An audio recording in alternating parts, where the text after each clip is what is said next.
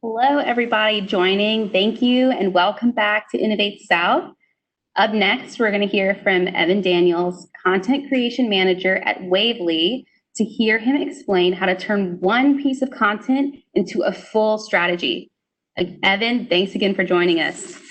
Hey, thanks for having me. I'm excited to be here. Man, I'm beyond excited for the second year of Innovate South. It was cool being a part of the very first year, so it's great to be back. Again, my name is Evan Daniels. I work at Wavely, which is a talent matching platform in Silicon Valley. Last year, I got to be on stage in Lafayette because I was still living there, but now I am streaming from Silicon Valley. Of course, working from home, so that makes it a little fun. But today we're going to talk about some content strategy. So again, the third title slide, To Infinity and Beyond, Building Content that Builds Content. So I've been a content creator for a little over a decade at this point, and I love being creative. I started with videography and graphic design, and have built it out from there. And so anytime I do one of these presentations, my whole hope is to make sure that this is something that you can benefit from, something that's easy for you, but also that we get to use the shared language. So we're always going to start from a point of defining terms. I'm never going to hit you with a ton of jargon. We're not going to dive into too deep on click per click, cost per click, and pay per click, and all these kind of campaigns. We're going to deal with a really broad stroke strategy look at everything. So I want to make sure this feels comfortable for you as it does for me. We're also going to use our chat quite often. So don't be surprised if you see a couple of call outs pop up and I ask you questions. I want you to engage. We're going to make this as conversational as we possibly can using WebEx, and we'll just see what goes from there. So again, Wavely is the company I'm going to use as an example. I've worked at Wavely for 6 months now as the content creation manager. So we talk about them a lot. Our focus is matching people with the right job. The same way that a dating app matches you with that perfect someone. We try to take that same value and apply it to helping you find the right job. So you're going to hear me talk about them quite a bit. But before anything else, let's get into the main part. So if we're talking about building content that builds content, the word that we need to define first is content. What is content, right? And if you're already in marketing, you're like, why are we starting here? Again, we've got to define the words so that we use them well. In my mind, and the way I want to explain it to you, is that content is everything. If you're in marketing, if you're doing social media, if we were to look at the lens of our lives through how it appears on social media, every single thing that's out there is content, whether it be a post, a tweet, resharing somebody else's post, a video, a social media graphic, a picture, an idea. All of that is the minute it's created, not even before it's published, but the minute it's created, it is content. And so my job, which is as a content manager, is a little bit different than just a content creator. A content creator creates these different mediums, right? So whether it be tweeting, tweeting about what happened last night, or tweeting about, for us, working from home. That's going to be an example I use a lot. That's content creation. Management is to understand how to use all these different mediums, all these different pieces of content strategically for the best effective result. So I have to not only know the different mediums, but I also have to know how to use them, when to use them, how that's going to affect our audience, and how to play in the right sequence so that it's most effective. And that whole process is called content strategy. So in my mind, while I say content everything, really it's the thought process behind it. So in other words, strategy is everything. And the whole point here is to say that we're not going to talk about content creation. We're not talking about videos or graphics, and we're going to bring up some of these examples, but we're not going to really dive into the skill set required. We're going to talk about the strategy that goes behind when you use these certain pieces of content. And if you are managing a brand, if you're working for a company and somehow you got assigned the responsibility of social media, this is relevant for you. If you have your own social media profiles, this is relevant for you as well. Anyone who's building a digital presence of some sort, even personally for a brand, as part of a company, as part of an organization, or just someone who's trying to understand what's happening out there, I think this is pretty relevant. But the main goal that we want to deal with here is thinking through how we create things. And the whole hope is to keep ourselves from being overwhelmed with content. if you do content creation, or if you've ever considered doing content creation, it can be overwhelming. It can be burdensome. It can burn you out very quickly. And that's because we're not using strategy every time.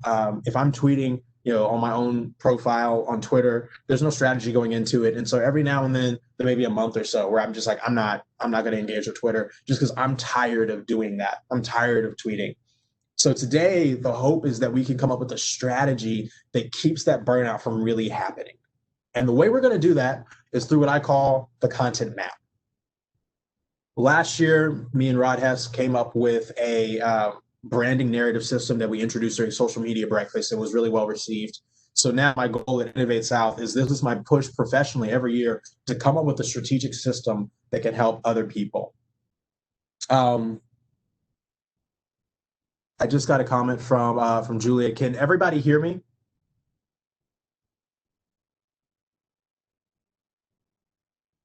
If you can hear me, you mind just throwing a yes in the chat? I think I'm unmuted. I am. Yes. We can hear you, Evan.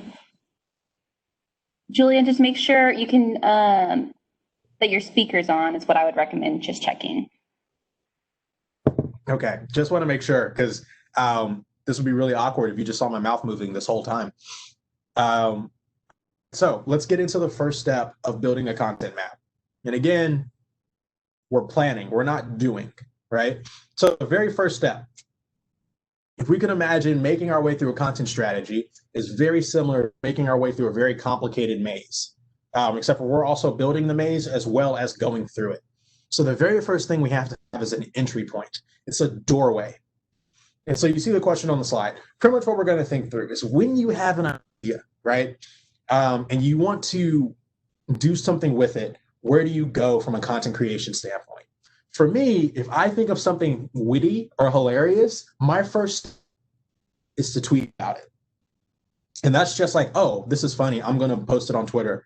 For some people, that's to create a graphic. For some people, that's to do it on Instagram stories or on Snapchat. What is that very first step? Where do you start? Right? Maybe you do it on Facebook. Maybe you do it on a blog. Wherever it is, that's where we want to focus on first. So what does that look like from a mapping standpoint? Literally just one node, and it's just a place to start. Okay? It's the tweet. Now, again, we're laying down the medium. Okay? We're thinking about the idea, but we're going to put the medium down on the map. So if you were to map this for yourself, have that idea in the back of your head.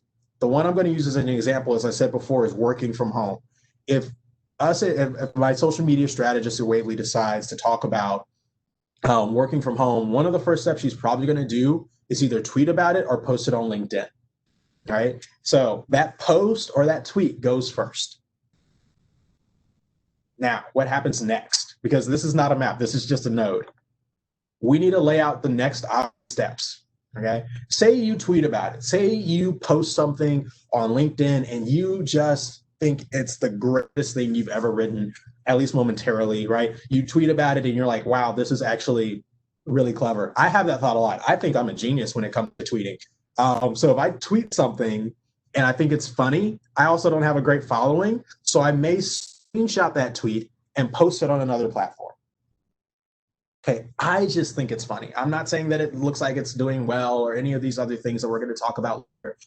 I just like it, right? So if I take a good photo and I put it on Instagram, maybe I decide to also share it on Facebook. Okay, those are your next obvious steps. This is what we're going to call laying out the map paths, the first ways in the maze. If you enter into a maze and it has two different directions that it can go in, that's what we're looking at here. So what does it look like on the map? Right? So we have the tweet. That's where we started.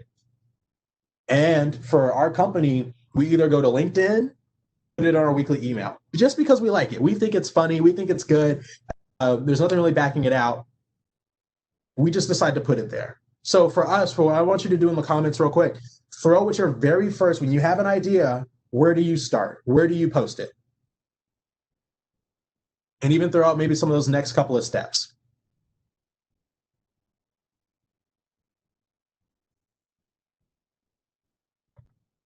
By comments, I meant chat. My bad.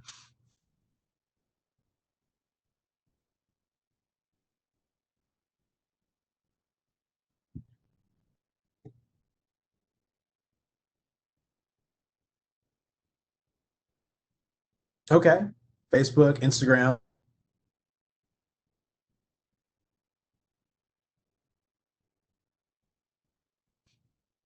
Okay, Kara. So yeah, you're thinking across all channels and how to adapt. That's a very good point. We're going to kind of dive into you'll see some of that. What's your gut reaction though? Do you have a medium you prefer as a creator?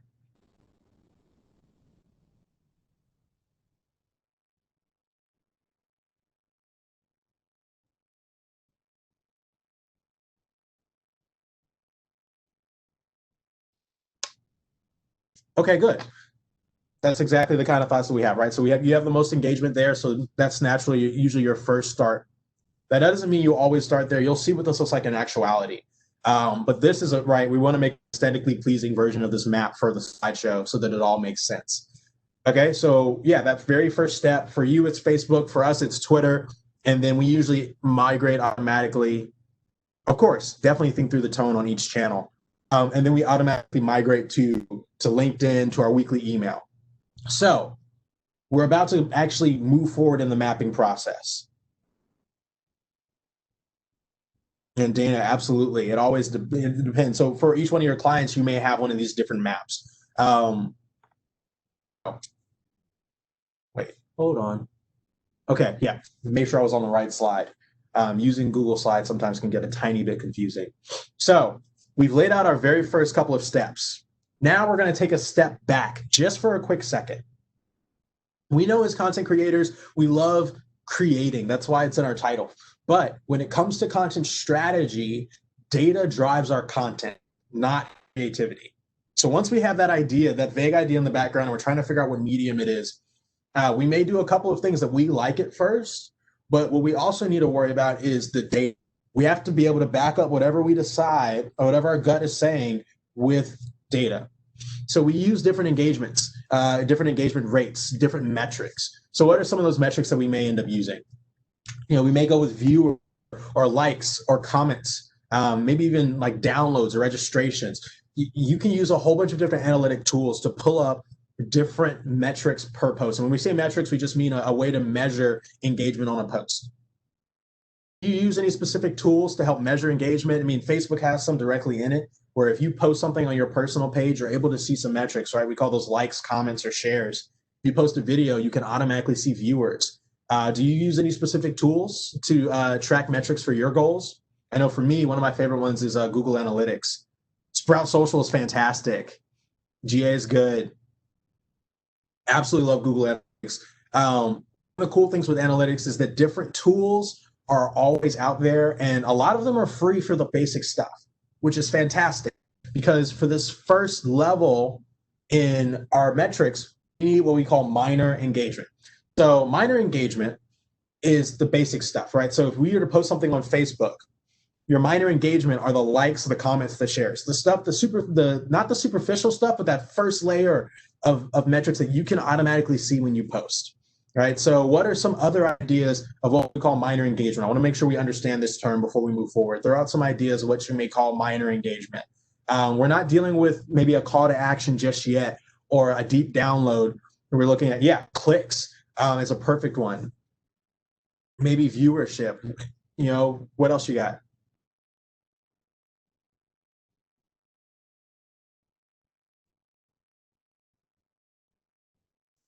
Registrations. Absolutely.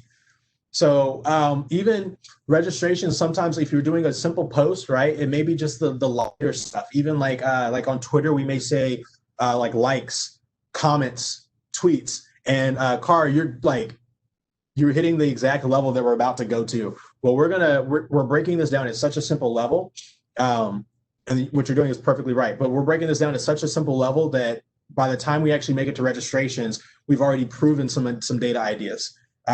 So we're looking at views, looking at impressions, right? That weird term that different social media platforms use in different ways. Impressions, views, reach, all those different things that feel good, right? Doesn't necessarily quantify to anything totally just yet, but it's simple right there. Romina, right? Likes are perfect. So what happens when this light piece of content, right? Our tweet, our posting on LinkedIn has more minor engagement, more likes than some of our other stuff. Maybe we have a goal. Maybe we, on average, we post something on LinkedIn, we get 3 likes, and then we post something one time and it gets 5. That's 2 more, but that's still more than our usual. I would say it gets over this first wall, right? Whatever that general bar is, it's going to get over that first wall, or as I'm going to call it, a data wall, and it's going to go to the next. What if it doesn't? So let's look at both of those options. All right, so say if it goes over the wall, maybe it makes it past that bar that you've set of 4 likes, right? Or if it's on Instagram and you usually get 20 likes and this time it gets 24 likes, then you're going to go forward. But what if it doesn't? Well, it stays right on bar. Not every idea is a winner, okay? So we go back to creating a new idea. And again, this content map is for one idea. So you may have multiples of these going on at one time. But when it goes back to the beginning, I'll show you what that looks like on this map. Right at the data wall, you see that dotted line that takes you back to the beginning. That's not a loss. And a lot of times this content, we think if it doesn't turn to gold, then it's crap. That's not what I'm saying. You recognize all pieces of content that we've laid out, the LinkedIn, the tweet, the weekly email, they're all equal. So at a minimum, even if it doesn't do better than your average stuff has, you've still created 3 pieces of content off of one idea. And for me as a content strategist, that's still a win because I took one idea and I was able to turn it into 3. Okay. But if I stopped here for my presentation, that would be really awkward. We're 19 minutes in and I think this is like an hour and a half. So that would be weird. So we're going to assume that you struck gold and that you're starting to see some growth here. So what do? We're going to go to the next level. So now we're actually getting building content on top of content. Okay. We've proven ourselves with minor engagement. So it's time to add another level of content. Okay. We're not going to say that we tweeted about it, so now we should turn it into a TV show. Okay. We're not going to say that we talked one time about working from home and now we're going to go pitch it to Netflix. That would be weird. That's a huge jump. And I think we all understand, like, just common sense wise, if someone was like, I tweeted about this thing one time, it got 3 more likes than usual, I'm now going to turn it into a TV show. We would think that's a little strange, right? But there is a next step that we can take. But how do you know what that next step should be? I use a ladder system. And this is how we decide when we go level to level. So you see on the right there, I have tier 1, tier 2, tier 3, and tier 4. Tier 1 has tweeting, posting, retweeting, but tier 3 has like a post on Medium. If you've never used Medium before, it's a longer form version of an article or a live video. So how exactly did I lay these out from tiers 1 to 4? I did what I call content grading. So looking at tier 1, the reason everything is in tier 1 is because the time is very short. There's really no effort to do it, and it doesn't take a lot of people or resources. As compared to tier 3, the time is up to a week. The effort is still minor, but the time is longer, and we're looking at 1 to 3 people. All right, so what we're saying here is that the content level for tier 1, we could say it's easy, right? Level is 1. But as we go up this tier, we know that it's going to take more and more work. You want to make sure this is all making sense. So what does this look like in real time? So I got permission from Wavely. I'm going to share our content grading with you. Here we go. Let me move my mouse over. All right, so I listed out every single kind of content that we share. I have 25 different kinds here. Starting with posting on Twitter, going all the way up to a webinar.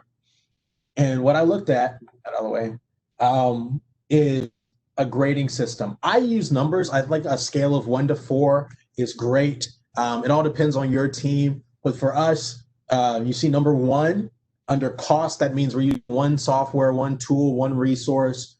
That tool could be something simple like Google Sheets. It could also be a live streaming software, but it's just meaning that we only have to start at one place. And it's only going to take 1 to 2 people to make it happen. The timeline for us is no more than 1 day. That's how we capped it off. For you, maybe a little different. And then our effort, as you see, goes from easy, mild, moderate to difficult. So for level 1, 1 piece of software or 1 person, no more than 1 day, an easy effort. So looking over at my chart for the Twitter post, we only have to tweet about it. We just go to Twitter and we tweet, put it in Sprout Social. it only takes one of us, our social media specialist tweets. So she's the only one really involved in that process. It doesn't take her long. It's 280 characters. She throws one out in a few minutes, or she schedules it, and it takes a couple of hours to put it all together, but it's definitely happening in less than a day. And this is like a normal thing for her. So there's not a lot of effort going behind ink. So that gives us a total of 4. So as I totaled everything up, right, all the way through, then we start getting these totals. So the Twitter post is a 4, comparative to a podcast series, which is going to have has a lot of resources involved. It has a couple more people involved. It definitely takes more time to plan out a whole series, and it takes more effort. So that gives us a 15. So what this is just really saying is the same thing that we already know. It's definitely harder to put on a whole podcast series than it is one tweet, right? But now we have a way to grade our content to explain that. I want to make sure this makes sense because this is really important for content strategy. We need to easily quantify what's easier for us to do and what's harder for us to do. And we need to be able to explain why. When I go to my marketing director and he's like, hey, I'm feeling like we should do a podcast series, I can say, well, that's going to take a lot longer and it's going to be a lot harder. Maybe we should start with something a lot lighter. Does all this make sense so far? If it does, just throw out a yes. If you have any questions, of course, feel free to ask them as we're going through. We'll also have Q&A at the end, but feel free to ask any questions. Okay, great. So going to the next part, what does this look like on our map? Okay, so remember I said tier 1 content was really easy to do. We already did that. That's the starting point. That's tier 1. So then once we go over our data wall of minor engagement, now we bring in tier 2 content. Okay, so we don't necessarily start with tier 2 because we needed to prove it just a little bit with tier 1. And so because we saw that this idea, not the content, right? So it's not just the tweet that did well, but it's the idea behind it. For us, it's about working from home. We tweet about working from home and it gets a few more likes, then maybe we want to build a concept with a blog article. Okay. And here you recognize that in tier 1, our tweet fed into LinkedIn and fed into our weekly email, right? But on tier 2, there aren't any arrows. I'm looking over to the side because that's where my monitor is. There aren't any arrows between the video and the long post or the blog article and the email. And that's because they don't have to feed into each other. Now, according to your own strategy, they can, but they don't have to. What that means is you don't have to do everything that you did in tier 1, right? So you don't have to do a tweet and then automatically go to LinkedIn and automatically go to email. Or in tier 2, it's, you don't have to go to a blog and a long post and a short video and an email. You're the creator, so you get to decide which you move forward with. For us, I'm a writer, so I usually go from a LinkedIn post to a blog article. So for me, when I get to tier 2, I make that choice to usually do a blog article. One, I'm a fan of increasing our search engine optimization, our SEO, which is a whole other topic. You should definitely dive into that a little bit. But I'm going to go with that almost any day over a video. So what's easier for you to create as a creator? Do you prefer to do write something up or do a video about it? Like even if it's impromptu on your phone.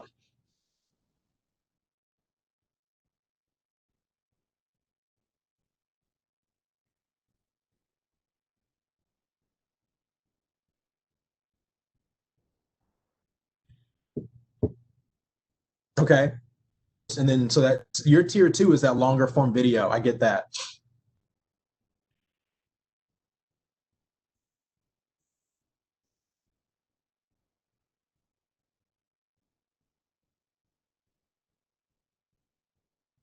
Anybody else? Where do you start?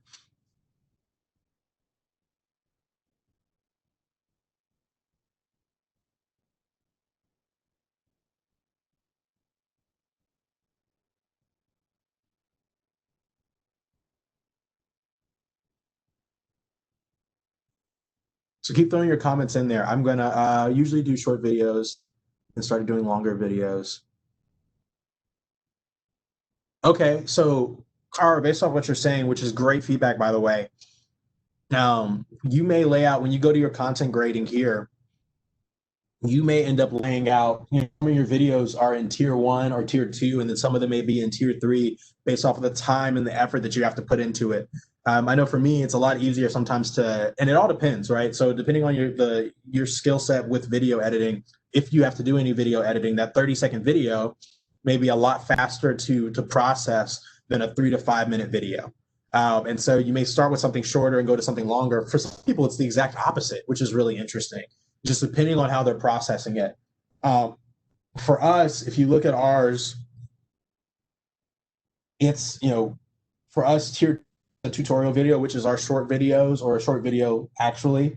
But then even in tier 2, you see there's a little coloration difference between doing a tutorial video and producing a live video. For us, when we do live videos, we're reaching out to an expert, so we have to schedule things in and out, and that can make it a little more difficult. And that, of course, is a lot easier for us to do than actually contracting a team and doing like a high-level produced video where we bring in a company. So we're going to keep moving forward here. So once you've created those things, and again, if anybody else still has some comments here, throw those in as well. So now we've gotten to tier 2, right? So we're not done yet. We just made it to our second data wall. So here we're going to raise the bar a little bit. And Kara, you kind of hinted at this when you said registration. So remember, data drives content, drives good content, not creativity. So here, to make sure that we know that this is a good idea, right? Because that's what we're really dealing with, is we're dealing with the idea that leads to the content. To make sure this idea is solid, we're going to add another level of filtration. So the content and the idea needs to prove itself to you as the creator. You need to make sure that this idea is worth your time. Even if it sounds good, even if it feels good, you need data to back it up. So what do? We add a more specific, a harder piece of data metric to gauge here. So what we're going to do is we're going to throw in a call to action as our strategic wall. So what does this mean? Let's walk through it practically.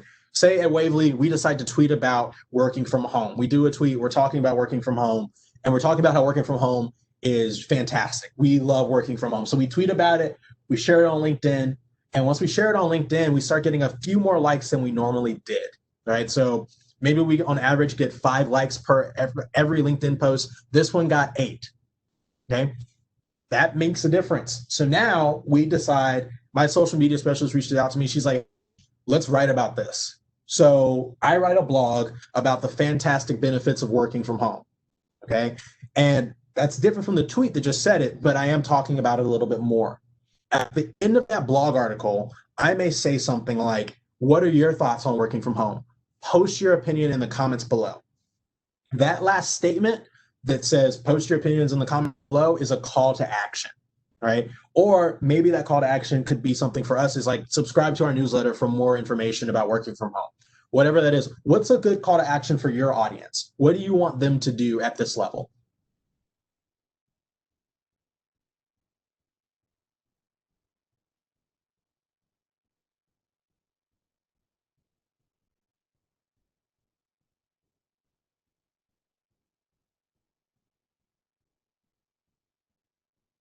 I'm just recognizing this workup actually gives me the option to like check attendees' attention. That's cool. Various actions depending on the issue. Okay. Just shoot out one general one.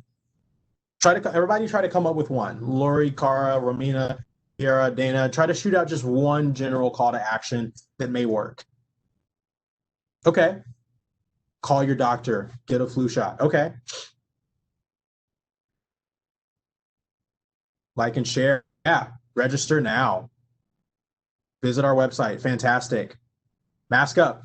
I'm loving this. Shop now. Perfect. Okay.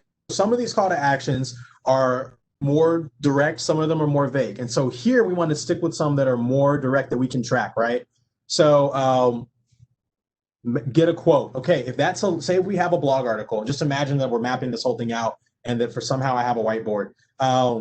At the bottom of our blog article or over on the side of it, it says get quote, and it's a button, and they click on that button and it lets them fill out a form. So at this level on our map, what we're going to do is we're going to track how many people click that button and how many people actually call or get a quote, right? That's the only metric that we're looking at to make it over this wall.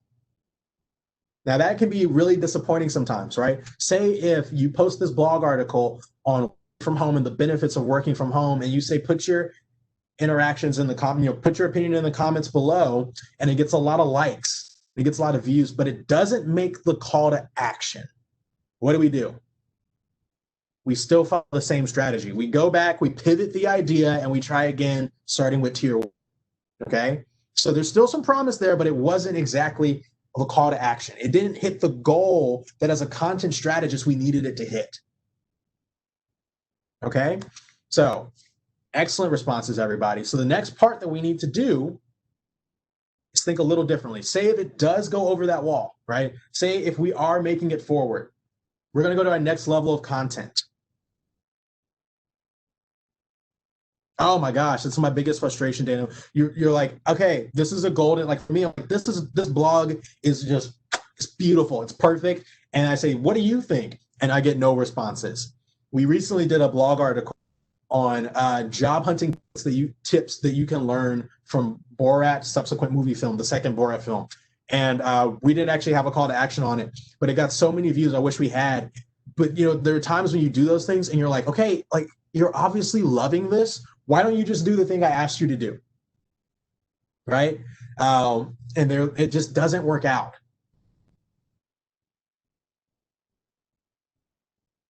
Right, exactly. That's why I have call to actions throughout this presentation, because this is a metric for me as well. Share a memory of about your favorite veteran. Who wouldn't want to do that? And that's how we think through it, right? Who wouldn't want to be a part of this?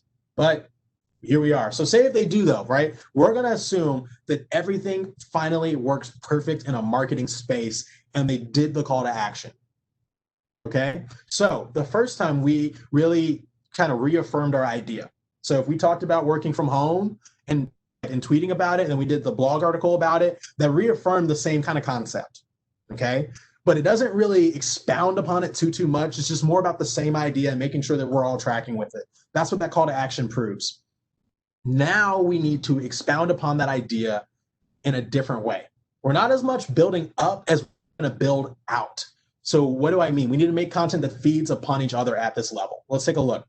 So we made it through to tier 2. We sent out that blog article. We sent out that email. We said, subscribe to this thing. And we had a ton of people subscribe to it, or a whole bunch of people. In an email, it could be simply clicking, right? You say, hey, check out this link.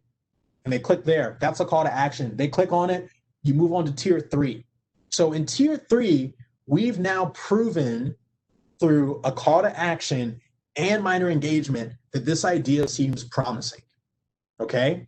So what do? We're going to move into more content that requires more effort and more focus. Same idea, but now we're starting to do stuff with it. What does this look like for Wavely? So tier 1, we talked about working from home on Twitter. We thought it was hilarious, so we put it on LinkedIn. We got a few more likes than we normally did on LinkedIn. So social media specialist hits me up. She goes, yo, this may be a good idea for a blog article. I write the blog article. I say, let me know what your comments are below. We usually get 1 comment per blog article. This time we got 5. Amazing. So I reach out to my marketing director and I go, yo, we saw good traction on LinkedIn and we did a blog article about this. I really think that this topic is going to be worth it. We should put some more focus on it. So what I want to do is I want to reach out to a recruiter about working from home and talk to them about it. I want to talk to a career coach about it. Let's do it as a live video, 15 minutes. Okay. Now that video, I got to find a recruiter. I've got to schedule time with them. I've got to do it live. There's effort into it, but we know that this is a good track to take because the data says so. Okay. And I'm actually feeling reaffirmed as a content creator because the data is backing me up. I thought this was a good idea, and then we got likes, and then we got subscribes. So I knew this is a good idea. Okay. So let's get a live video. We're about to create it, but we do need a metric on the wall, right? We need a data wall to make sure that we're still doing good. So we raise the bar again. Okay. Once again, data drives content, not creativity. So we're adding another layer to the filter. Once the bar is raised, though, this can get kind of depressing. Sometimes I just really want to push even further. But what we're doing here is we're protecting our content creators. You are protecting yourself in a sense. the one who's doing content strategy and creation. If you're the content strategist, if you're the manager and you have creators below you, you are protecting them. You're keeping them from getting burnt out or putting all of their eggs into a basket that's not going to work out. Okay. So what kind of metric are we going to use now? We're going to look at direct engagement. So minor engagement was the simple stuff came from the platform. Likes, comments, shares, views, impressions, those kind of words. Really easy stuff to see. Then we had our call to action. We probably had to bring in an analytics tracker to really look at our call to actions. But now we're going to look at direct engagement. What direct engagement is one simple metric, something that you are looking forward to seeing. You may even use that as a call to action, but you're really following it. So let's use the live video as an example. The direct engagement I may look at in my live video is the amount of shares that it got. Okay. It could be even the viewers, right? We said, oh my gosh, you got a ton of views. For us, I like shares because shares mean that you had to watch it and you liked it enough to push it forward yourself. So our direct engagement here could be shares. What other idea of direct engagement? Okay, so if we're dealing with, it can even be a little repetitive from minor engagement, but instead of looking all together, we're looking at one specific thing. What's something that's a form of direct engagement that would matter to you at this level of content?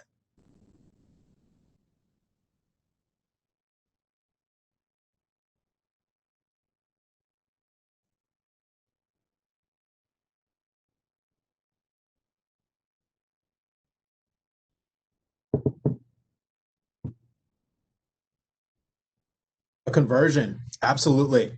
Seeing it lead to a sale, a purchase, yes. That registration, communication exchange with the brand that shows real interest, absolutely. So them hitting that messaging, you know, whatever that ends up like, they send you an email. That's the one thing we're watching for here. And the reason we're watching for one thing is because we need to be goal driven. And to be goal driven, we have to be specific. Testimonials, absolutely. Subscriptions, yes. Inquiry and book writing, yes. So you recognize this is a little different from a call to action, right? This isn't, you're not telling them necessarily to do it, but you are tracking it. So the hardest hurdle to get over as a content strategist or a content creator is usually that call to action. The minute you tell people to do something specifically, they don't do it. That's what we were talking about earlier, right, Dana? That you're like, hey, this is a very obvious positive thing that you should want to do, but you don't do it for some weird reason. If they do, now we're kind of going for reaffirmation. We want to make sure that we're still staying on the right track, but it's not as hard of a level to get over. So for the live video example, if we decide to do sharing, right? So we do a live video, it stays on our page, it gets shared a whole bunch of times. That just reaffirms that this was a good idea. We've already had people subscribe. Now we're doing a live video. Okay. Is this all making sense so far? You want to make sure that the strategy, that this map is working out for you.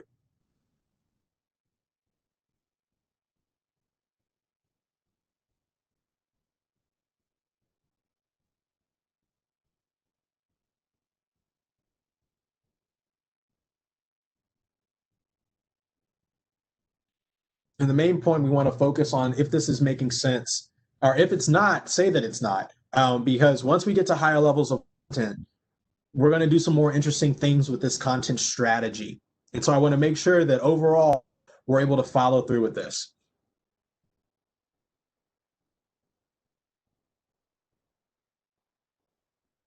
Okay, great. Awesome. So again, you struck gold. You have data that backs up that you are a creative genius. Your idea, it's working, it's hitting all these different mediums. And oh, let me back real quick.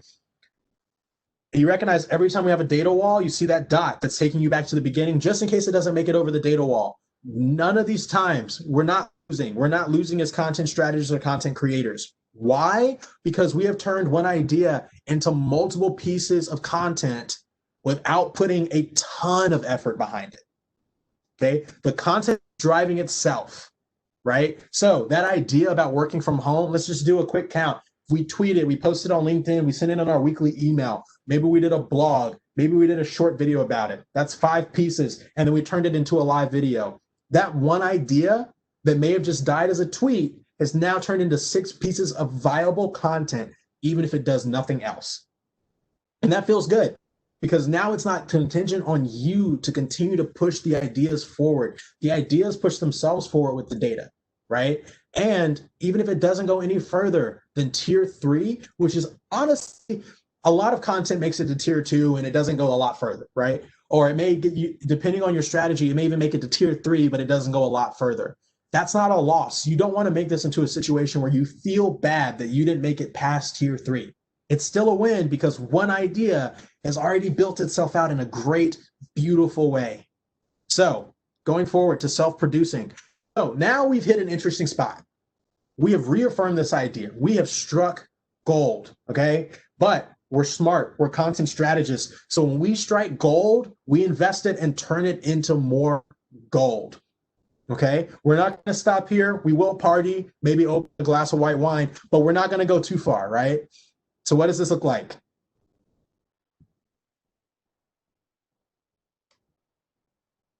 Aaron, is this going to be available for people after the session?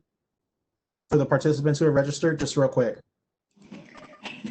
Yes, we can send them your presentation if you want, and we're also recording, so we're hoping to get that on a link to send to everybody sometime next week. All right, thank you so much. Kara, there you go. Awesome. So we've made a new segment, right? We're now dealing with a content series. What is this? Or a content segment is what we're going to really call it. This, you recognize the arrows, they are revolving around this little piece of content. This is something, remember our podcast series, this is a content segment. We've now introduced a piece of content that is pushing us to create more content for its own wheelhouse.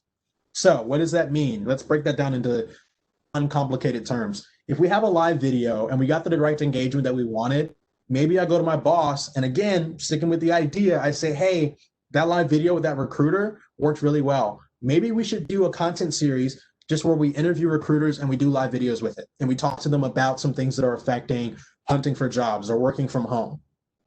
Okay, that's a content series. And he goes, yeah, sure, plan out 7 episodes, 7 videos.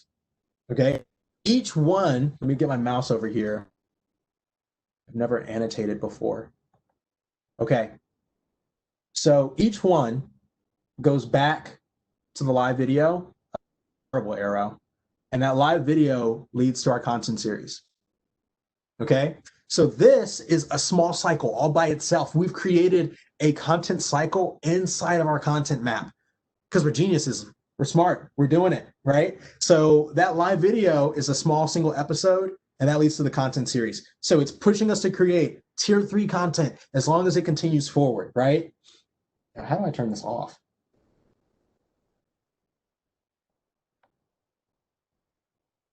Here are my annotations. There we go. Perfect. All right. Sorry, you're experiencing me learning technical stuff at the same time that we're going through this. So what is an idea or a kind of content that we call self-producing? I gave you an idea as a podcast series. What are other kinds of self-producing content that's out there? Throw some out in the comments.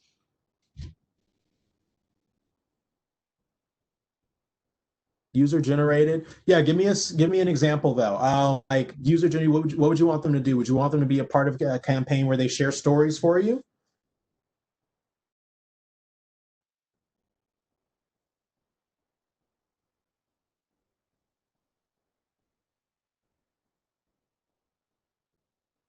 Yes. Great idea. Maybe turn it into a campaign.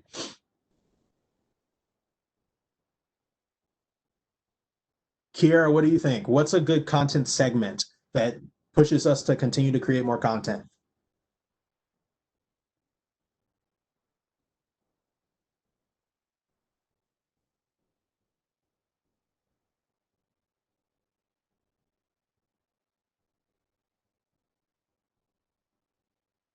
Hello, welcome.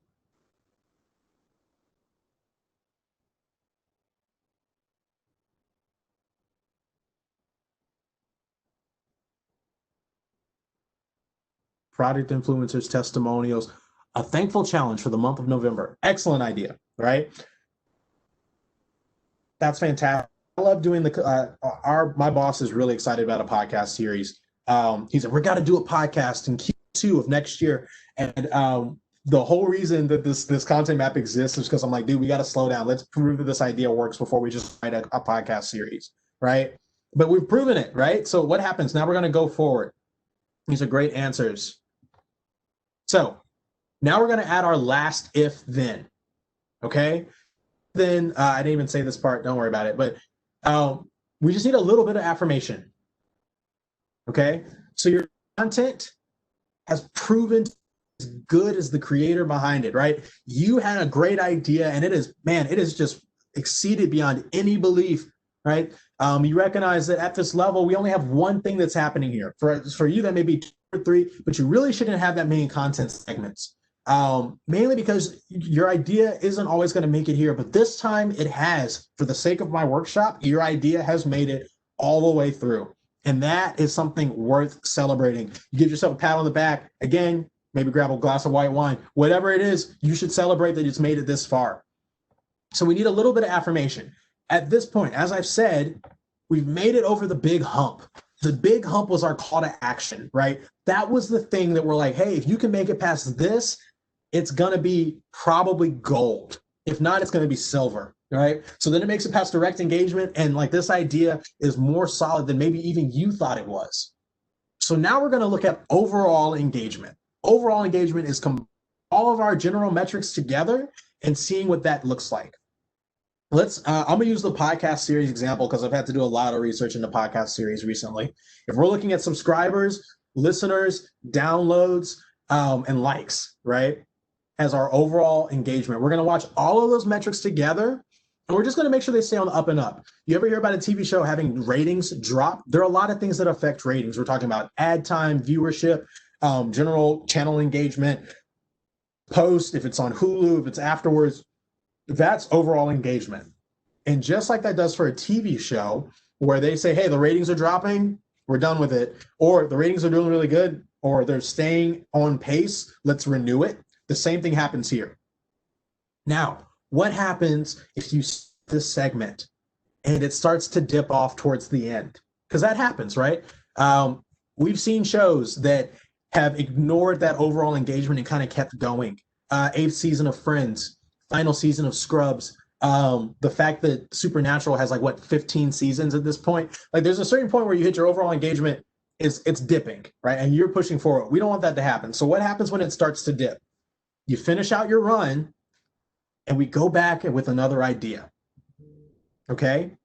That's the fan that's happening here. We're going back to the beginning, and again, we've reaffirmed it at this moment. Now, this isn't a loss. Why? Because that content series that you created, those 7 videos, those testimonials that you pulled together are going to live forever as content, as long as you don't take them down, right? So let's count how many pieces of content this one idea has led to so far. We had a tweet. We posted it on LinkedIn. We a weekly email, right? We wrote a blog on it. We maybe did a short video about it. We did a live video, and we also did an article on Medium, which is a longer form, blog platform. And that led to a content series. Okay, that's 8. And we're just talking about the content series. But actually, each one of that content series led to, let's say it was a 3-episode content series. Well, I'm out of hands, right? Like I don't have enough fingers for this. 1, 2, 3. We're already at 11 pieces of content from one idea. Even if it doesn't go further, that's a massive win as a content strategist. You have turned one idea into a ton. You've turned a molehill into a mountain via data. But we're not done yet. Mainly, we're not done because I still have a little bit more space on my slide, right? So we've got to dive into one more last thing. What happens if the overall engagement is just amazing, if it just keeps going up, right? And you're recognizing that, wait, this actually may be able to turn into something else. What do? We introduce the rare top tier content, okay? It's like going to Everest. Didn't go too often because that last peak is actually really deadly, but every now and then, right, you make it up there and it's like, wow, this is amazing. I don't even know if marbles are worth anything anymore, but this is worth all the marbles. So we've got to do something big here. Okay, so what do? Well, you remember on our content grading, that dark little line I had at the bottom, that very highest level of content, that's what we bring forward. The top tier level of content. For us, that's a digital. So here's what that means. Here's what that looks like in real life. I'm going to start from the beginning. So I had an idea about working from home. Our social media strategist talked about working from home. She decided to put it on Twitter. She thought that she was being really witty. So she took a screenshot of it, put it on LinkedIn. When she posted it on LinkedIn, where we have a lot more followers, she got more likes than she normally does. She got 3 more likes than she normally does on a post. So she reaches out to me and she says, hey, that was a really good one. Maybe we should do a blog about this topic because this seems to be connecting with our audience a little bit more. I say, sure, let's do it. We do a blog and I say, while we're at it, let's do a short video. So that pushes forward and we decide, man, both of these pieces of content are doing really, really well. We've gotten subscribers, which is what we wanted from our blog article and our short video. We got more followers on our platform when we post short video, and our blog has gotten like 3 more subscribers than expected. So now we're over, and I say, let's go to my boss and say, hey, let's do a live video on working from home with a recruiter, and we get to talk about how that's affecting job hunting. He's like, yeah, let's go for it. At the same time, I decide that we should do a long form article on Medium, which is a little bit longer, a little bit more effort than a blog article. So I put the work in. And on Medium, I watch to see how many likes it gets. Okay. And for my live video, I'm watching to see those shares. And for some reason, this idea just keeps connecting. So I go back to my boss and say, hey, look, that live video, it just took off. So what we're going to do is a content series on it. Let's do a couple more live videos. And I just want to interview different recruiters and talk to them about issues that are affecting job hunting. Because this idea of talking to one recruiter about working from home and how that was affecting job hunting worked really well. He goes, sure, let's do 7 videos. Okay, so now I'm doing some tier 3 content. It's coming together. So I go back to him and say, yo, honestly, this series went just like out of the park. We didn't even expect it to do this well.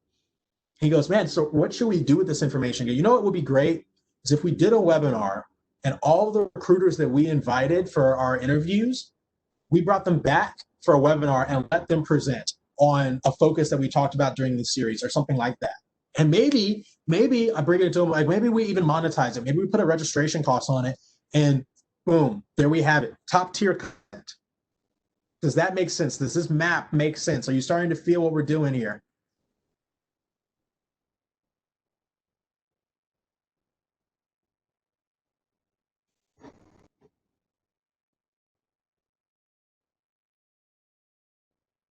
Fantastic. Okay, great. So I'm out of space on my site, right? I've made it to the top of the map.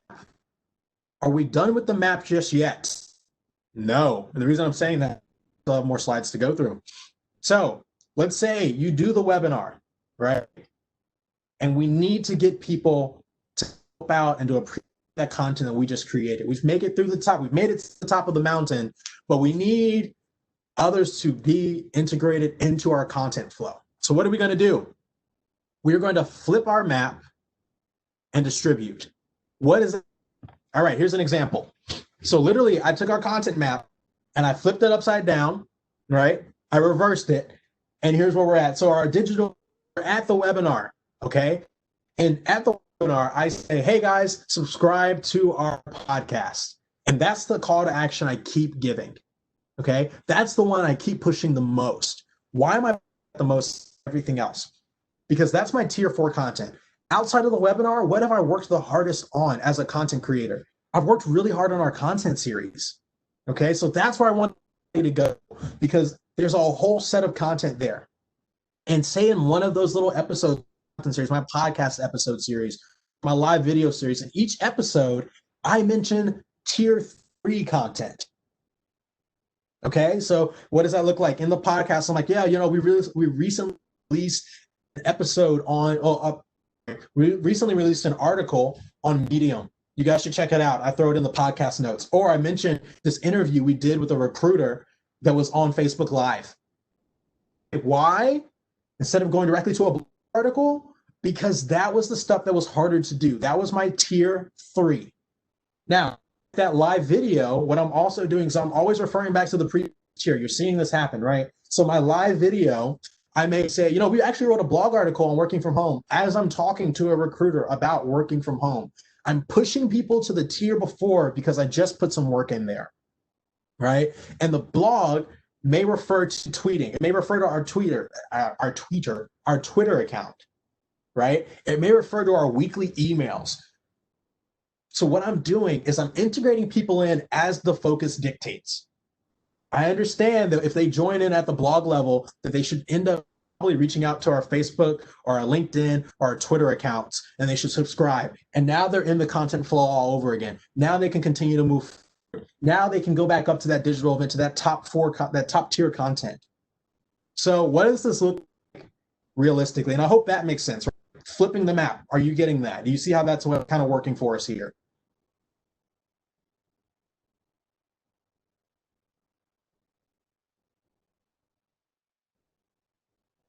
Got it. Perfect. Now, again, the reason we flip the map and we don't start with tweeting, we start with the top tier content or the tier 4 content, is to celebrate the work that you've done. Okay. This is important. As a content creator, where you put in the hardest work is where you're going to put the biggest spotlight. Okay. You need to know that you've done well. You've already made it to here, but isn't done yet. So what does it look like as a full map? I did my best to lay this out. I wasn't able to put the text in, but on the left, right, we have our data walls. Okay, so that first level, that likes, those minor engagement, the next level, the call to action, we make it over. That's the hump. That's the big hump right there. We make it over it. We have direct engagement. We make it over that. We have overall engagement. That's our content series. And then you see in the middle is our top tier. That's our nirvana. That's our peace. That's like the piece de resistance. That's our edifice. And what we do is we work our way backwards. And so really what we've done is we haven't just created a content map. We've created a content cycle, right, that works well with our audience because they've already proven that they like this content, they like this idea, and they're engaging with it. So we pump them back into the circle. We've laid out our own content labyrinth, but we've also given ourselves the rope of how to make it through the whole thing. All right, so what does it look like for a real company? Because aesthetically, I gotta admit, this is pretty pleasing. I worked a little hard on the content map for slides, and I was like, man, this is actually kind of beautiful.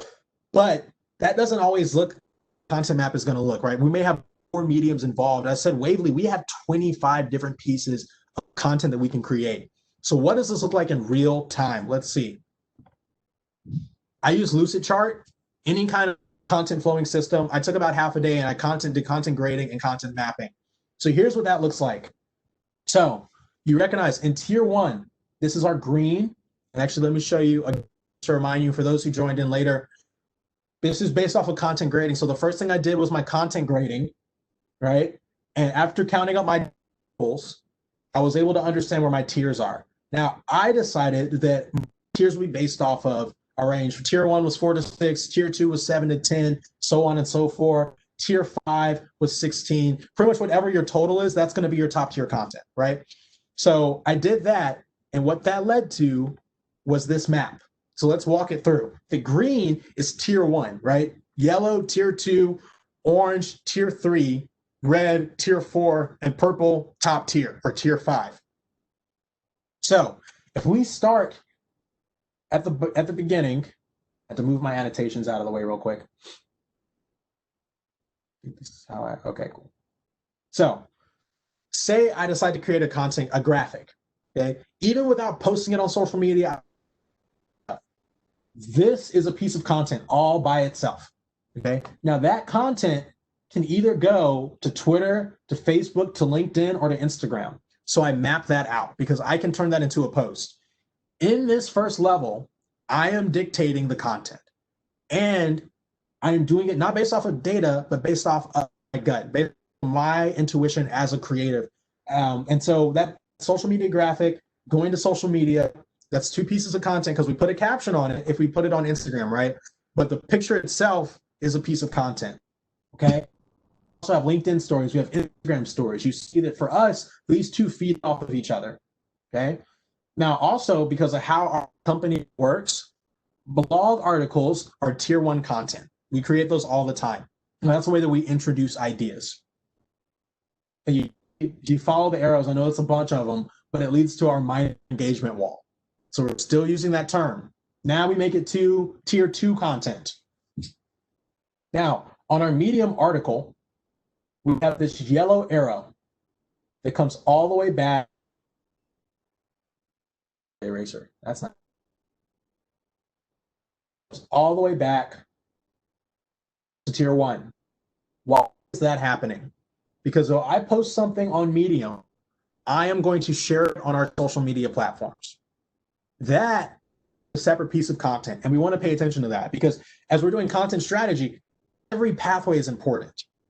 So from here, we've already integrated a whole content cycle. Okay.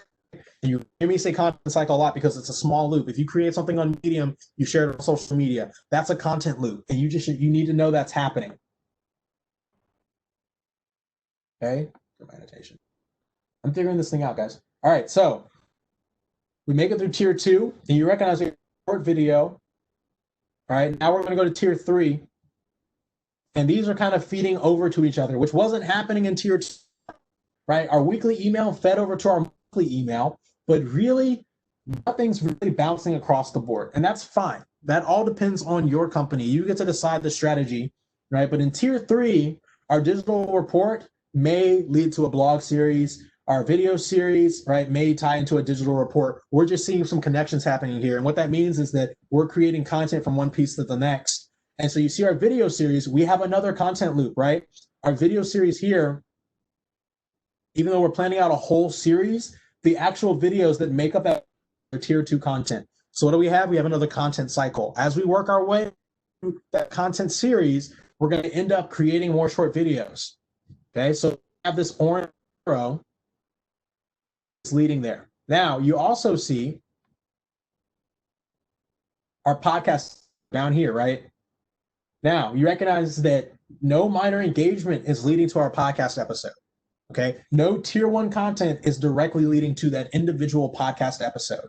But if we follow the whole map, we make it to tier four content, right? We have the whole podcast series. Well, the series, because it's going to be a series of podcast episodes, it dictates that we create podcast episodes. So on our rating, I went ahead and added, right, the podcast episode. Podcast series is still a heat, but I know that it's easier to do one episode than the whole series. So I want to, and I have to do one episode to make the series, right? So again, going to the map,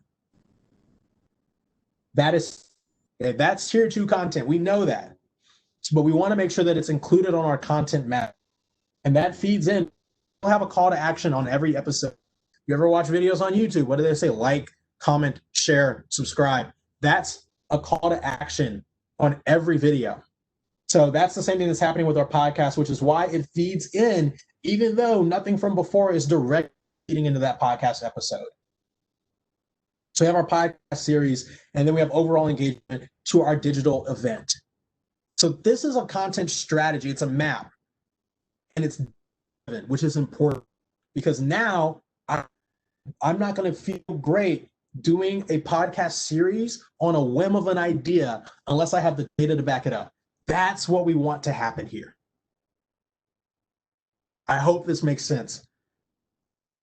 Make sure as a creative, even excited creatively, that you put your ideas to the test and that you understand what and harder to do. Laying out this content map may take you a little bit of time, but doing it now means that you understand where you start and you understand where you can go. All right, do we have any questions? I know I finished like at the on the clock, but if you have questions, let's dive into it, or any conversational points outside of the direct content sharing.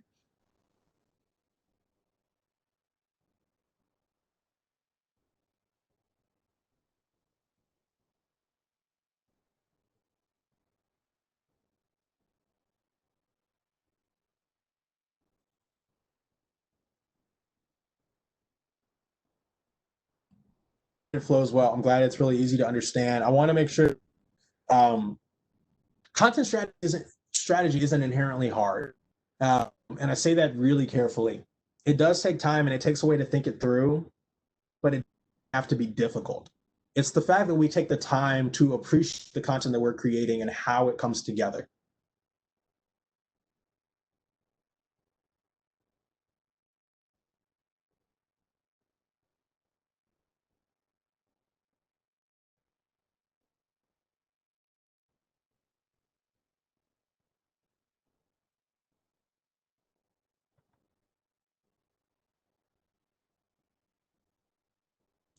So at this point, I open it up for conversation. If you want to talk about content strategy, you want to talk about anything, we have a few minutes left, and so I'd love to answer anybody's questions.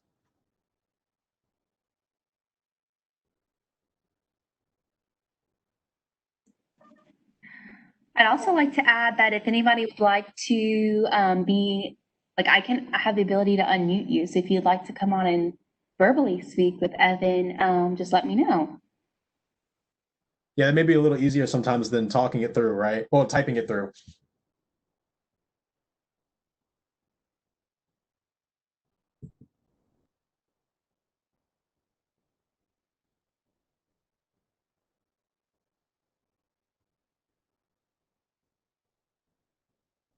Lori, I'm glad you appreciate it. Glad it helpful for you and as you're working through you were working with clients, right? No, that was data. But as you're working it through, just I hope that helps. And here, yeah, it's hard as a creative to take that moment to do the content grading. But I can't stress how important that is. If it takes what's already in your mind and it just puts it to paper, and it helps you make an argument with other people, right? When because you know as a content creator what's harder for you to do than other stuff, and even if it's common sense, that it's definitely easier to tweet about it than it is to shoot a whole video. Now you can say like, look, we have this content grading system, and it says that like us doing a high level production video, we're not at that point yet. We need to make sure this idea works first. Anybody who's looking at things financially is going to absolutely love that, because now you're saying let's save our money for when the ideas are good. I'll just hop in and say, like, this is a recurring theme I'm seeing in a lot of our sessions of Innovate South. Just a little bit of time spent planning on the front end will end up saving you time and money in the long run. So I think that's exactly what you're saying here. Yeah, no, totally. You always want to make sure, everybody loves the marketing team that can find ways to save money, right? Or that one creative person who can find ways to save money. And honestly, it keeps you from getting burnt out, which is just as important as making sure that you stay on budget, right? Because even if the budget is fantastic, but if you are dead inside creatively, then pushing that big idea is going to be really difficult. And so we want to make sure that you're practicing self-care as a creative by not burdening yourself with the big ones unless you have to.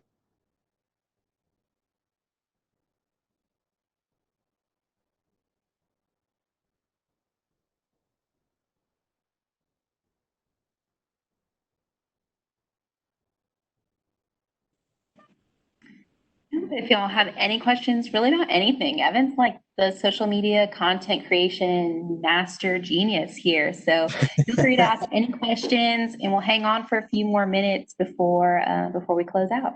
All right. Yeah, feel free. As I said, I've done for a while. I've done graphic design for a while. There's a few social media accounts in the days as well. So if you have any questions about content and any ideas you want to bounce off content wise, let's talk about it.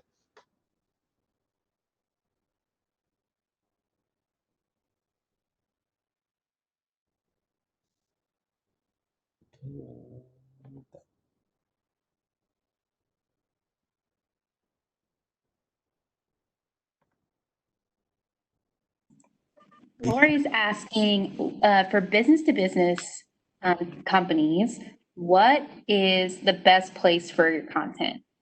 Ooh, good question. Because a lot of things are business to customer related, right? Especially in the content field. So from my experience, the general best place for content to live or to be posted, it's going to be things like LinkedIn. We deal with a lot of B2B or business to business relations because, half of our job is to find job seekers to have on our platform. But the larger section for us is to get recruiters to post jobs on our platform. And so most of our focus stays on LinkedIn. And we do a little bit more personal reaching out as well. So for me, the best place for content is going to be LinkedIn. Is there anyone I follow? Well, I'll get to that question in just a second, Julia. And Instagram as well. The thing that you have to do really is understand the mentality behind the business that you're going for, right? Even if it goes to the same place, because at the end of the day, you're not courting the business, you're courting the person who's making the decision via the content, right? So you're still talking to a customer, but they're acting on behalf of the whole business. So looking at it from that perspective, any platform is going to be pretty decent as long as you really have your audience defined, and you understand the emotions that are going behind it. LinkedIn is fantastic, of course, because that's more professional networking. And Twitter is also really good. If you can nail it down, again, you're talking to the people behind the business, is going to be the best way to really lay that out. Let me go through some of these. On your opinion, what is the best way to grow followers for Instagram? So Instagram has ethical things when it comes to growing followers. There are some dirtier ways to do it that I wouldn't recommend, such as following people and then immediately unfollowing them, because they get a following notification and they don't get an unfollow notification. But honestly, the best way to grow followers on Instagram is to engage with other people's content. Okay. So my suggestion is, once you lay out your audience, what you want to do is find those people who are like your target audience on that platform and engage with them. Like their stuff, comment on it. Just don't be creepy, right? But comment a little bit as a business, or like it, or even share it in your stories. Let them leverage your platform, even if it's smaller than theirs, to show support, to show a little bit of brand loyalty. And what that does is that leads to following. Also, use proper hashtags on Instagram. You get 32 hashtag spots per post on Instagram. If you don't want to put that directly in the post it, then put it in the first comment below, throw all your hashtags on it. The tracking still works. Also follow hashtags as well. The more you engage in that area that you want to be seen in, the more followers you'll get. Is there anyone I will follow regarding content mapping? Julia, honestly, I haven't found that many people who speak directly to content mapping. It's one of those unspoken kind of a practice in the background that a lot of people talk about. They're like, oh yeah, have a content strategy, but they don't talk about their content strategy. Partially because sometimes as content strategists, we keep our special ingredients to ourselves, right? We want, especially if we're freelancing it out, we want you to come to us with that expertise. Really, you're going to see a couple of people, even people like Gary Vee, who, if you saw my social media breakfast, me and Ronnie aren't huge fans of Gary Vee, but what we're going to end up dealing with is you'll recognize you post something one place and then you follow your eyes to the next place it goes. So you can actually see people's content strategy. You're not looking at the content, but you're not looking at the detail in the content. You're looking at where it's posted, when it's posted. You see a video pop up one time on Instagram and a few hours later, you see it pop up on Facebook. You'll know that this marketing guru, self-titled or not, is following some kind of content map. So sometimes you can legit just follow people's content flows. I do that with Nike. If they tweet about something, I know I'm going to get an email fairly soon, but probably even before they tweeted about it, their members got a notification in the app. So that's the best way to follow people regarding content mapping. The company I'm with is service-based and has two audiences: emergency disaster and luxury special event. Those are two very distinct audiences. What is your advice on how to diversify speaking to these very separate audiences? So there are two different ways to do this. One is find the common ground. Draw yourself a Venn diagram. Figure out that emotional side that appeals to both sides, and that becomes your general content. Okay? And then every now and then have content that speaks to one over the other. Okay? So when we're tweeting as a matching platform, sometimes we talk to our talent, our job seekers, and we give resume tips. Other times we talk to our recruiters and we talk about new applicant tracking software. But every time that we're not doing that, we are always talking about the joys and frustrations of general job hunting and recruiting, because that is something that applies to both of them. I hope that helps. Romina, for beginners, do we need to be on every social media platform? No, you don't. A lot of people do this and they get really frustrated when for some reason they're not doing well on one platform. Okay. I would say start with one or two. And the reason I say start with one or two is because of our content mapping. We want to have somewhere else our content can go to watch it work, even if that's a more niche platform, right? But I don't recommend just doing just one unless you're in your very first steps. Even if you're just using that second one to reshare, right? So say you have an Instagram account and you have a Facebook page. Your Facebook page may not have a lot of followers, but what you're doing is you're taking the content from your Instagram and you're just resharing it on Facebook. And you're just bringing in another metric so you can test and you can watch and you can see. But really, start with where you're comfortable. Okay, so even if you're looking at multiple platforms, but honestly, the place that you're feeling most comfortable is with Instagram. Even before you introduce a second platform, make sure you feel good on Instagram. But don't wait too long, because if you build a tribe that's only on Instagram, it's really hard to move them to another platform, spread that following across. These platforms aren't super difficult to master. In a word, they have a lot of things that can get really detailed, but to understand how the platform works for you to leverage it to the best of your ability doesn't necessarily take too much effort. So it makes it a little easier to add that second platform. And then from there, add your third or add your fourth if it's relevant, not if you want to. Man, these questions are fantastic. Any other questions?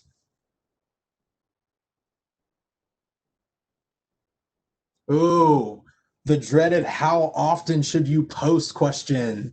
Kira, excellent question. I always laugh when I see these because it's frustrating at times as a content strategist knowing the recommended time that you should post.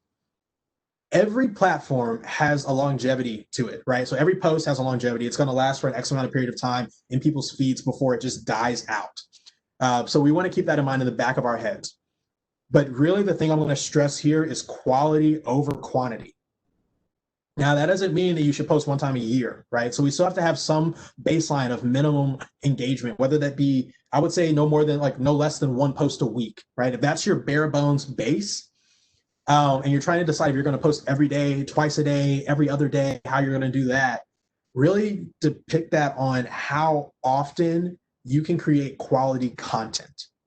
And by quality, we don't just mean aesthetically pleasing to you, but according to our content map that has the minor engagement tracking it. Okay, so if you can post every day and you're still hitting, I mean, it's going to dip a little bit from posting like once or if you switch it up. You want to make sure that you're actually still posting content that's relevant, that's good, and that's tracking with your audience. So looking at that minor engagement, and if you're able to post multiple times and not burn out your audience and not burn out yourself, that's how often you should post.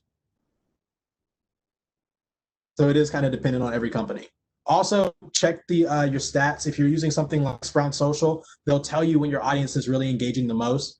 If you see one dark stripe only one time a week, then you should probably just post then, unless you're trying to expand it a little bit.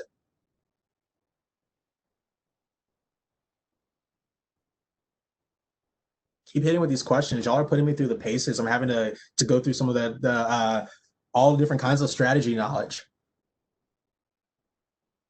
Dana, glad you were able to make it. I'm also looking forward to seeing how this turned out in the email. Okay, we have no last questions for Evan. I'll give y'all like 30 more seconds in case you're in the middle of typing something. Yeah, Evan, it's been so great to have you again this year. Thank you for coming back and joining us. This was so good. And like, oh, wow, all these questions were great. I'm glad that everyone was able to get so much out of this session. Great, thanks, Dana. Oh, one more question. Content focus when your ultimate customer is business, but you also want the ultimate customer to recognize your brand as luxury. Interesting. Okay. So Lori, your content focus, I can't give you a full content focus as a content strategist, not because I would have to do like a whole consultation, but I don't know your brand. And so that makes it a little bit difficult to give specific advice. I want to go ahead and preface that here. But luxury brands are usually come across as aspirational, right? So look that up when you have some time of what an aspirational brand looks like. Hold on a second, and I can pull up something quickly relevant. in our brand. Wavely is in the process of rebranding. So I can actually help you by showing off a little bit of our aspirational brand. Once I find a piece. Okay. Let me share this.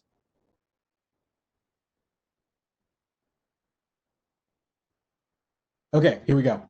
So an aspirational brand you're looking for, I guarantee you that. Aspirational brand is a brand that people believe is of high quality. Okay, so it makes them feel successful, want to be a part of. That's a luxury brand. Okay, so one of the things you can do, content focus, it's not your content focus, it's how you present your content that's going to make it luxury or not, or give people a luxury approach. One, don't compare yourself to competitors. Okay, and so the whole point here, and I'm not going to read directly from the slide, even though I kind of want to because it's a good definition. I wrote it. Is that as you're talking about something specific, right? You don't do it in such a way that compares yourself to other luxury brands. Don't compare. Okay, they exist and they invite in. If you look at, I'll real quick. If you look at Apple, for example, pushes themselves as an aspirational brand. They want you to buy their phone, but they don't compare themselves to Samsung. Ironically, Samsung compares themselves to Apple. Okay, it doesn't matter. I mean, it's a cell phone company, right?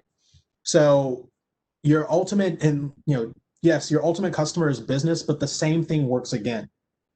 Okay, if you're aspirational, you're telling people, I don't really have to compare myself to them because we're already doing what you're saying in the background is we're already doing so much better than them. We already are so much better than them.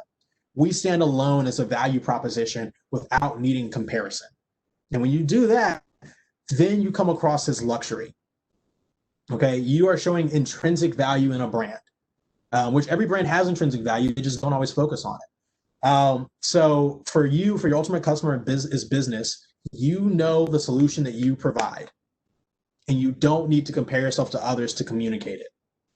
You are telling them we provide the value, and they can figure out for themselves that you provide it better than somebody else does. That's how you present yourself as luxury. I mean, also using beautiful colors and the nice font helps too.